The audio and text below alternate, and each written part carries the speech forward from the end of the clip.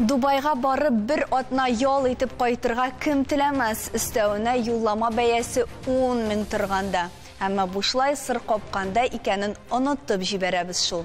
Берләшкән Гарәп әмирлекләренә күчеп киткән Раушан һәм Илүсә Миңнегалиевлар социаль челтәрләр аша ватандашларын арзан бәягә ял итәргә чакырды. Бернинди килешүсез, бар тик сүз белән беркетелгән вәгъдәләр ахыр чиктә йөзләгән зыян күрүшене бер төркемгә берләштерде. Хәерле кич, хөрмәтле кунакларыбыз. Бүген инде без хыялда булган сәяхәт турында сөйләшербез.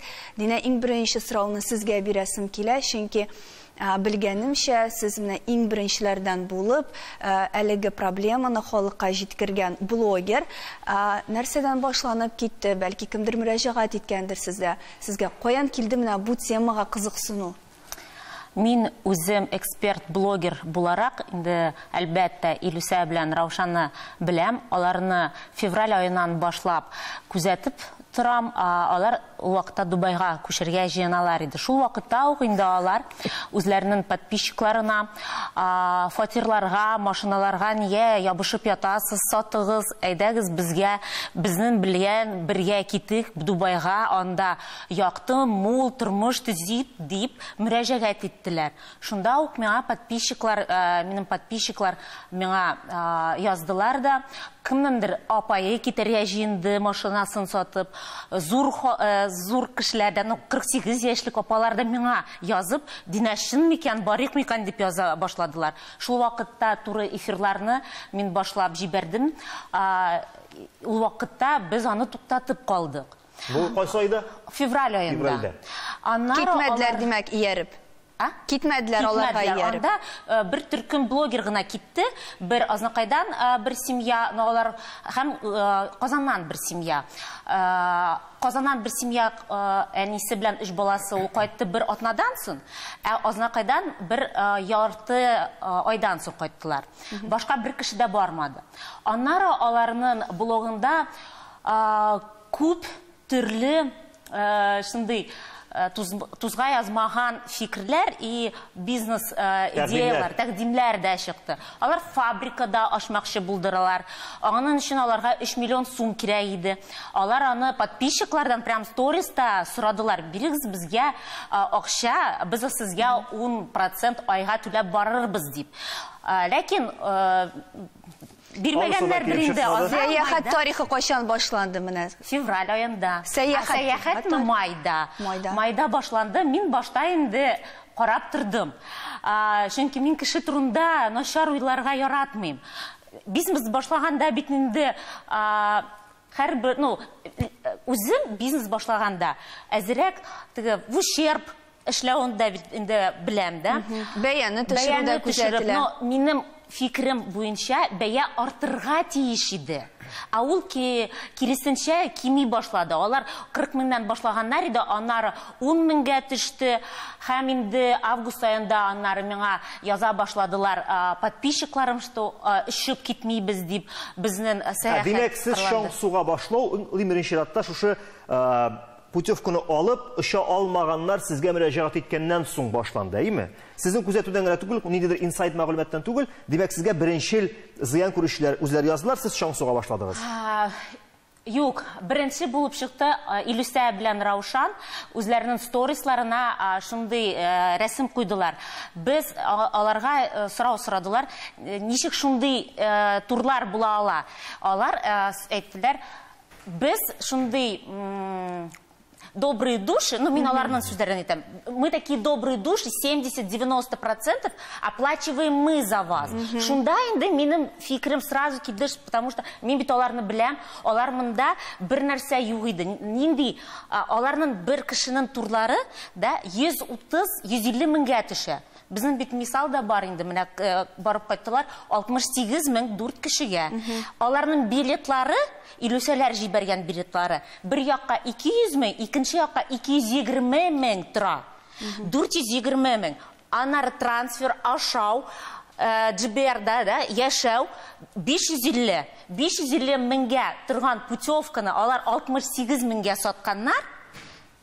Biz hazır турында сөйлешебез. Менә Зөбәйдә апаның зәңгәр көймәгә басканын күрдек. Менә бу Зөбәйдә апа, фикрегезне онытмагыз әле. Айдар абыйга сорау бирик әле зинһар өчен. Чөнки менә чыннан да менә бүген Дубай күпмегә төшә. Менә Россиядә тыелган социаль челтәрләр аша алар ватандашларга 30-20 меңгә юлламалар соттылар. Чынлыкта исә менә бу путевкалар алар күпмегә төшә. Иң арзанын алыйк әйдәгез. Путевкалар ул билет бәясе дә андый нигә төшми, бәягә төшми. 30 меңгә билет алып булмый. Билет бәясе шул где-то 50 меңнән артык инде. Ике якка. Бер якка гынамы? Бер якка. Бер якка 50 мең, тагын Юк, ул теге операторлар блок алалар, анда арзанрак була, теге регулярный рейслар аларның бәясе уйнап тора. Кимендә 50 мең бер билет бер кешегә. Шуның өчен 10 меңгә, 20 меңгә билетта кергән, отельдә кергән, ул немыслимый бәя, андый бәягә барып булмый. Шуның өчен нинди менә передачага чакыргач уйлап килдем, уйлар, мин әйтәм, безнең халык күп ниләр үтте инде. Башта Россия иң беренче атламлау ясаганда МММлар ачтылар исегездә, МММны яптылар, теге кукулга алып, төрмәгә утыртып, аннан тагын чыкты. Менә сез димәк бу төр эшчәнлектә дә ниндидер пирамида формасын, пирамида чагылышларын күрәсез. Вот шуны сөйләп барам. Шуның өчен МММны теге хуҗаларын утыртып чыккач, булар тагын ясадылар. Кешенең менталитет дигән әйбер бар, әйме? Менә яңарак кына Татарстанда финика булды, әйме? Ничә миллиард акча җыйдылар халыктан. Шуның өчен бу битми торган әйбер, бу халык психологиясеннән тора. Кайбер халык аңлый, бу алдау икәнен аңлый. Алдау, мошенничество. Беләм ди, менә финика... Ләкин башындарак булып калсам, мин югалтмау һәм нәсер... Мин отам ди. Чөнки ул аңлап тора, андый бәя юк икәнен, аның артыннан 100 кеше килә, 100 кешедән акча җыялар да, моны җибәрәләр, кешене арттырыр өчен. Аңлашылды. Менә Зөбәйдә апа килешеп буламы? Пирамидага охшаганмы бу? Бик охшаган. Аның нигезендә алдалау ята.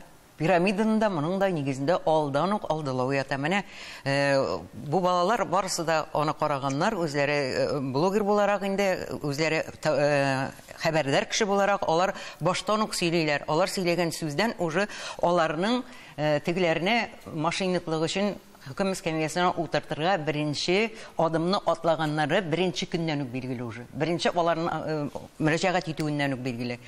Халык әлбәттә алдана, безнең халыкның менталитеты дип әйтү дөрес. Берәү дә үз янында, үз милкен үз янында яхшылап саклап тору турында уйламый бездән нишләптер. Әнә үзегез әйтәсез бит инде. Арзанлы сыр, капкан икәнен белмиләр. Менә шуңа күрә, менә әйтеп узганымча, бу иң беренче баштан ук алдан уйланылып, акча кешене алдалап акча җыюга билгеләнгән әйбер. Ни өчен дип әйтәм, ни өчен дип тагын бер тапкыр бер нәрсәгә игътибар итәрәсем килә минем сезнең. Менә ничә еллар буе җинаять эшләре буенча эшләп, 159-нчы маддә буенча эшләп. Ул эшләрдә классик иң беренче аның билгесе шунда ки, алар кешенең ышанычын аклау өчен, кешенең алдалау өчен иң беренче гамәлләрендә закон буенча эшләр. Алар иң беренче гамәлләрендә беренче кешеләргә зыян китермиләр. Аннан кеше шуңа ышанып тотынганнан соң инде, аннан соң китәме. Һәм беләсезме, Зөбәйдә апа, ни кызык, аларга бит шундый заманча, бик күп илдә булган яшьләр дә ышана, мәсәлән, Азат сез. Менә сезнең психологияны белик әле, Азат. Яшь үзе блогер, әйме? Акны карадан айыра торган егет. Һәм шул вакытта инде менә аның алдыннан гына Азат абый әйтмешли, күпме менә шундый пирамида схемалы махинациялар булды, син аларын да беләсең. Синең психологияң нинди иде? Нәрсәгә ышандың син? Менә мин зәңгәр кнопканы баскан идем. Шулай ук мин риза безнең менталитет буенча ике сүзне әйтәсе идем. Без менталитет турында нәрсә? Безнең менталитет ул гади, теге җүләрерәк менталитет түгел дип әйтәм. Киресенчә, без инде шундый татар, мөселман халкы шанушан, яки Самими, брас. Теге юморт кебек, теге кешегә ышанабыз дип, тем более мин бу Илюся белән Раушанны үзем алар белән таныш.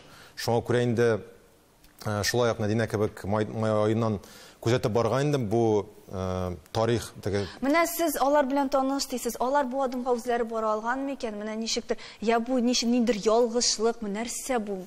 Ансын чыннан да мин белмим, мин таныш дип әйтәм, инде ул теге төрле чараларда очрашкан бар, төрле танышуларыбыз бар.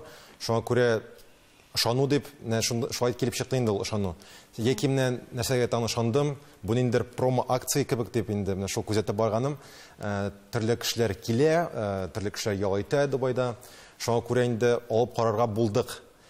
Ниндер төрле уйлар бар иде башта. Дөрес микән бу, дөрес түгел микән дип. Ничә сум югалтыгыз? 30 мең 2 кеше өчен. 15 мең шагыйрь бер башка. Ясин кылдыңмы инде, дуга кылдыңмы шу акчаларга? Көн сайын дуга кылам.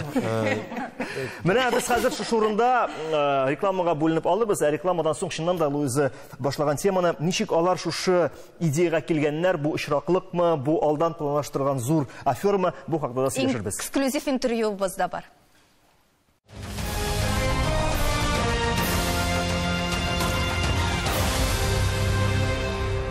Соңгы мәгълүматларга караганда, гомум сумма 24 миллион 545 мең сум тәшкил итә диелгән, зыян күрүчләр 915-кә җиткәннәр. Менә шуннан да без ничек шушы афера яки очраклылык башланып киткән икән, идея башлыгы кем булган икән? Бәлки шуннан да аларга караганда да акылрак булган ниндидер финансистлар башлангыч биргәннәрдер. Бу хакта сөйләшеп алыйк әле. Әлфия Бәдретдинова, мөмкин булса, үзе дә Берләшкән Гарәп Әмирлекләрендә яшәгән кеше буларак, эпицентрга якын кеше буларак, бәлки берәр инсандырский мәгълүмат бардыр сездә. Хәерле көн, исәнмесез? Әйе, мин Әлфия булам. Мин инде Берләшкән Гарәп Әмирлекләрендә, шул исәптә Дубай шәһәрендә 7 ел яшим. Без инде өйрәнгәнбез Дубайны кыйбат шәһәр, монда барысы да кыйбат дип әйтәбез. Ләкин монда яшәүче буларак сезгә берничә мисал китереп итәсем килә. Мәсәлән, сез аэропортка килеп төштегез. Сезгә барырга кирәк Дубай Марина районына. Такси ким дигәндә $100 булачак. Бу әйтик инде бүгенге курс буенча ул 10 мең сум. Ниндидер тематик паркларга барырга телисез икән, мәсәлән, ниндидер киләчәк музей яки SeaWorld, ул да ким дигәндә 10 мең тора. Ниндидер паркларга барырга теләсәгез, ул 15 мең сум тора. Шуны да мисал итеп әйтәсем килә, мәсәлән, монда водитель таныклыгы алу өчен генә мин укыганда $2000 торадыр иде. Бүгенге курс буенча ул инде 200 мең сум. Бу путевкаларга килгәндә шунысына шаккатам, монда бит инде бүтән түләүләр, бүтән чыгымнар бит инде дирхамда, Берләшкән Гарәп Әмирлекләрендәге валютада, әйме? Доллар белән дирхам ул беркайчан да үзгәрми. Ул инде ничә еллар буе ул фикс, менә инде рубльга килгәндә безнең рубль үзгәреп тора, әйме? Без беләбез 60 сум иде $1, хәзер инде ул 100 сум, әйме? Ләкин монда бит шунысын истә тотырга кирәк. Мәсәлән, безнең өчен ничек ул 100 дирхам иде, безнең өчен 100 дирхам булып калды. Ләкин ул бит рубльга килгәндә ул 1500 сум торадыр кай вакытында. Ә бүгенге бәягә килгәндә ул инде 3000-гә якын. Чөнки Әлфия, менә сиңа мөрәҗәгать итүчеләр булдымы? Әлфия, каралы, менә шундый кешеләр, анда бер төркем блогерлар бик арзан бәядән генә юллама саталар. Барыйкмы, юкмы дип менә икеләнүчеләр сиңа яздылармы? Һәм син нинди җавап кайтардың? Минем дусларымның танышлары һәм танышларым сораганнары булды берничә кеше, ләкин без аларга җавап биргәндә, беләсезме, бер кеше турында да начарлык уйлыйсы килми, әйме? Дубайда бәяләр кыйбат, мәсәлән, Bookingга кирип карагыз, мәсәлән, Fly Dubaiның сайтына кирип карагыз, күпме тора билетлар, һәм үзегез фикер йөртегез дип әйтәдер. Чөнки монда кулыгызда бернинди договор, бернинди кагаз да юк, әйме? Ул әле сезнең ниндидер килешү, ниндидер договор булган очракта да судларга барып, ул мәсьәлә буенча йөргәндә ул бик катлаулы. Ә инде монда бернинди кагазда кулда булмагач, бу инде күпкә катлаулы очрак булып чыга. Чыннан да Әлфия, килешмичә мөмкин түгел. иминиятләштерү кагазы юк, анда килешү кагазы юк. Сездә шик тумадымы гына, сездә зыян күрүчеләрнең берсе? Беләсезме, менә психология турында бик күп сөйләдек, әйме? Беренчедән, бу киткән бер төркем блогерлар, аларның күпчелеге азнакайдан. Аларның башлап йөрүче Гөлназ да азнакайныкы, алар белән китеп кайткан блогер да ул азнакайныкы, Раушан да азнакайныкы, Әнисаның белем бирү өлкәсендә, балаларга белем бирү өлкәсендә эшли. Җитмәсә юклы, җитмәсә яулык ябынган бөтенесе дә. Ничек итеп син үзеңнең ватандашларың турында, күршедә генә яшәгән кешең турында уйлыйсың инде, менә алдар дип. Әлбәттә, син үзең өчен аларны аклыйсың. Әлдә менә фатирларын саттылар, үзләре акча кертәләрдер. Әле пока менә бу бизнесны алар бер рельска салганч менә шулай эшлиләр. Сез ничә кеше, ничә меңлек путевка алдыгыз әле? Без 3 кыз туган, балалар, ирләребез белән барырга уйлаган идек. 12 кеше. 12 кеше 165 мең. Менә шу 12 кеше, яисә 12 кеше арасында йөргән, бу хакта белгән берәр кеше булса да әйтеп карамадымы соң? Булай була алмый бит ул иптәшләр. Апам сорады, ничек шулай, ничек шундый бәягәсең? Монысын мин әйтәм, менә бит йөриләр бит кешеләр, менә бит бер начар отзыв юк иде, беләсезме? Без путевка алганда бер начар отзыв юк иде. Комментарийларны карап бардык, бер начар комментарий юк иде. Мин аны аннарысын аңладым. Алар бит бармыйсыз димәделәр, кичектерәбез диделәр. Соңра кайтарабыз акчагызны диделәр. Һәм кешеләр шуңа ышанып көтеп утырдылар. Һәм алар хәзер дә шулай дип әйтәләр. Менә махсус безнең компания өчен алар интервью бирделәр. Алар дип әйтүем бу инде Илюся үзе интервью бирде. Әйдәгез әз генә карык таныр дәвам итәрбез. Паника кешеләрнең име, вот теге гава куптару, име, һаман әле держится на волне. Сез үзегез дә может ишеткән бардыр инде. Вот шуңа күрә кешеләр инде в панике, име, и все требуют возврат. Бөтенесе дә сорый возврат. Күндә безнең определенное количество, име, кешегә кайтарылып барыла, әкренләп эшләнелә. Безнең есть определенное время, дип әйтик инде, 1 августка әлбәттә бөтен кешегә дә кайтарылып бетәчәк. Инде без беркемгә дә акча кайтармыйбыз, сез акчаны күрмәячәк дигән сүз булмады. Такого мы никогда не говорили. Аны сүзләр әйткән булмады. Зөбәйдә ханым, сез тәҗрибәле адвокат буларак ышанасызмы? Мин ышанмыйм. Чөнки мин бик күп эшләр күргән кеше, 30, 40, 50, 60, 100гә кадәр эшләр күргән кеше, бу матдә буенча җавапка тартылган кешеләрнең эшен алар һәр вакыт кайтарабыз без диләр. Тикшерү органнары да кызганычка каршы алар шулай дип әйтәләр дип җинаять эше кузгату турында, кузгатмау турында карар чыгаралар. Сез гражданлык эшләре буенча судларга мөрәҗәгать итегез диләр зыян күрүчеләргә. Менә бу иң зур алар өчен иң отышсыз позиция дип әйтергә мөмкин. Алар куйган срок беренче. Мин аларның куйган сроклары да монда бер нинди дә ул бары тик җинаять җайланган китү өчен генә чыгарылган сүз. Алар кайтаралар да аннан соң кайтарудан туктыйлар. Һәр вакыт шул рәвештә бара ул. Мин нинди киңәш бирдем? Менә алар инде басканнар, җинаять тикшерү органнарына мөрәҗәгать иткәнсез бит инде. Менә шунда сез аларны җинаятькә тарту мөмкинлеген китереп чыгара торган итеп йөрүдән туктамагыз. Әгәр дә бу сезнең өчен принципиаль икән. Әгәр дә инде ярар 15 мең акча түгел, калса калыр, җиңгибез дип әйтәсез икән. Алай дип әйтәсез икән, туктыйсыз. Алар шуңа да бәлки уйлаганнардыр, шулай да булыр бу дип әйтеп уйлаганнар. Менә без тагы бер тигән күрүчебез Динәнең бүгенге көндә нинди планнар белән янып килгәнен белик әле. Динә, син инде килештеңме үзеңнең язмышың белән яисә алга таба ниндидер юридик юллар белән акчаны кайтару, гомумән алганда гаделлек өчен көрәш юлын таптаячаксыңмы? Мин дә бүгенге көндә Илюсәгә мөмкинлек бирәсем килде, күпмедер ышанычым бар бүгенге көндә һаман да ул акчаның кире кайтасына кешенең әйткәндәй честностена барыбер һаман да ышанам. Но мин бу юлдан туктамаячакмын, мин полициягә мөрәҗәгать итәргә җыенам, чөнки күптән түгел аннан хат килде, күп зыян күрүчеләргә дә килгән төсле 1 август 2024 елга хәтле кайтарачакмын дип, ул хәтле күп вакыт алгач, мин шикләнә башладым. Без тагын бер сорауга җавап алыйк әле мөмкин булса, имеш шушы ситуация килеп туган икән. Әгәр дә менә шушы рәвешле барса, аларны нәрсә көтә? Алар нәрсә көткәне мин төгәл итеп әйтеп бетерә алмыйм. 159 маддәнең 5-нче, 6-нчы, 7-нче маддәләрендә менә шушындый очрак каралган.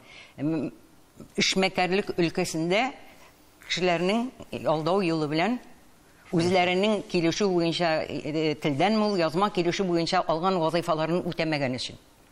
Анда җаваплылык аның 5-нче ни буенча 2 елга кадәр, әгәр хәтерем ялгышмаса, 3 елга кадәр шулай 7 елдан фәлән елга кадәр дип барылган 10 ел юганда штрафлар бар зур күләмдә, төзәтү эшләре бар, барысы да бар. Бу безнең илдә, әгәр дә инде аларны безнең илгә кайтартыра алсалар. Хәзер мин ул әйтергә җыенам, тиз генә әйтеп калырга тырышам, балалар. Берләшкән Гарәп Әмирлекләре белән безнең килешү бар. Россиядә җинаять ясап, ул илгә киткән кешеләрне безгә кайтару турында. Әгәр дә инде тагын шуны әйтеп үтәргә кирәк, әгәр дә Гарәп кешеләре ясап үзләренә кайтып китәләр икән, аларны алар бирми. Ә менә Россия кешеләре, если алар бу Эмиратның гражданнары түгел икән, алар аны бирәчәкләр. Аның өчен шундый шарт бар. Тикшерү органнары бик әйбәтләп ходатайство язган вакытта аларның нигезләмәсе булырга тиеш. Яхшылап нигезләнгән булырга тиеш ул. Әлфия, кабат сиңа мөрәҗәгать итәбез. Гарәп әмирлекләре кануннары буенча аларны нәрсә көтә? Миңа калса, Гарәп аларга бер нинди дә җәза тотылмый, чөнки барлык Россия рус телендә кадәр яманда Гарәп әмирлекләренең ни аккаунты, ни договорлар бер нәрсәгә дә җәлеп ителмәде. Шуңа күрә аларның визалары бармы, резидентский визалары бармы, туристический гид лицензиялары бармы, булар барысы да сорау астында. Шуңа күрә монда бөтен җаваплылык эшләнелгән ил буенча гына бар. Гарәп әмирлекләрендәге банк аккаунтларына бер кеше дә акча күчермәде булып чыга. Бик дөрес әйтә бу бала менә. Бик дөрес әйтә. Дип дөрес шулай. Шалтыраттык инде аны беренче көнне үк. Һәм нинди җавап булды? Безгә әйттеләр, алар Гарәп әмирлекләре законнарын бузмадылар. Алар Рәсәй законнарын бузганнар. Димәк, Рәсәйдә аларны җаваплылыкка тарттык. Чөнки акча Рәсәй кешеләреннән киткән. Аннан минем менә тагын бер фикерем бар. Динә әйтте бит, мин аларга ниндидер бер шанс бирәсем килде дип. Менә сезнең юллама ничәнче даталарда иде? Кашан очырга тиеш идегез? Без очырга тиеш 29-ы, 2 көннән соң. Әле өмет бар. Өмет бар, 2 көн бар әле. Хат килдеме соң, ишмисез дигән? Хат килде, я. Өмет өзелгән инде кешедә. Минем дә аларга бер шанс бирәсем килгән иде. Бәлки бу ялгышлык белән килеп чыккандыр. Бәлки менә ничектер кайдадыр сона бетермәгәннәрдер дип. Ләкин мин 2 көнлек безнең менә төркемдә сораштыру оештырдым. Һәм 23 октябрьдан алып 30 октябрьгә кадәр аларга безнең төркемнән генә килергә тиешле кунаклар 176 кеше. Алар шушы датага тутырганнар. Моның өчен әгәр дә бер фатирда 10 кеше дип санасак та аларга 18 фатир ялларга кирәк булыр иде. Димәк, бу баштан уйлап эшләнелгән эш дип әйтер идем. Баштан бу мөмкин булмаган, алар аны мөмкин дип ышандырып сезгә сатканнар. Әгәр дә кемдер әле көтүп утыра икән, бәлки очарбыз менә ноябрьдан әле алар башлап җибәрәбез дип әйттеләр. Юк, җәмәгать, без бер фатирмәгез дип әйтәсез килә. Эшли алалар, бу очрактан ишек итеп үз гаепләрен аклый алалар дип әйтәсез. Моның өчен бердән-бер чара ул да булса акчаны кайтарып бирү. Әгәр дә эш кузгатылган булса да, әгәр дә акча кайтарылып бирелгән икән, менә бу зыян күрешләр әйтәләр икән, без аларны җавапка тартырга теләмибез дип. Чөнки ул аерым эпизодлар буйлап бара, аерым эпизодлар буенча да зур суммалар юк. Ул эшне туктатырга да мөмкин. Алар бу турыда уйласыннар, әгәр дә анда калырга уйламасалар. Төгәлләп шуны гына сорыйсы килә, менә Динә, сез үзегез дә блогер, алар да блогер. Бүген без артык блогерларга ышанмыйбызмы икән? Менә хәтта менә акча бернинди килүчесез дә акча бирергә ризабыз аларга. Бу менә ни дәрәҗәдә дөрес икән? Бу сорауга миңа үзем блогер буларак җавап бирергә кыенрак. Мин нәрсә әйтеп китим. Блогерларның төрлесе бар. Нинди блогерны карарга һәрбер кеше үзе выбирать итә. Но шундый менә мотивация бирмәгән блогерларны яратып караучылар һәм аларга ышанучылар бик күп булганы хак. Менә уйлый белгәннәрне дә караучылар бик аз. Шуңа күрә нәрсә әйтәм шулай? Шуңа күрә бушлай сыр капканда дип тагын бер кат искәртеп саубулашабыз. Алдаланмагыз, һәр вакыт белеп торыгыз. Һәм алдамагыз үзегездә. Рәхмәт сезгә килгәнегез өчен. Хәзер